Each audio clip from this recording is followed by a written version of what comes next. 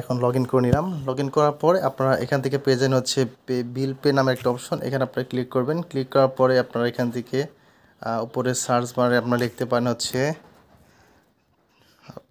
পারেন হচ্ছে BP DB. লেখার সাথে সাথে দুইটি অপশন চলে আসবে। এখানে হচ্ছে আপনারা দেখতে পাচ্ছেন বিপিডিপি পোস্টপেড আর বিপিডিবি প্রিপেড। তো আপনারা এখান থেকে সার্চ করে নিতে পারেন, বা এখান থেকে আপনারা চাইলে কিন্তু ক্যাটাগরি সিলেক্ট করে ইলেকট্রিসিটি, তারপরে হচ্ছে বিপিডিপি দেখতে পাচ্ছেন প্রিপেড অপশনটা চলে আসছে। আগে ছিল পোস্টপেড, এখন কিন্তু আপনারা চাইলে প্রিপেডেও কিন্তু রিচার্জ করতে পারবেন। তো এবার বিপিডিপি প্রিপেডে ক্লিক করলাম। ক্লিক করার পর এখান থেকে আপনার হচ্ছে নাম্বার দিতে হবে, আপনার মিটার নাম্বার। আমি মিটার নাম্বারটা দিয়ে দেবো।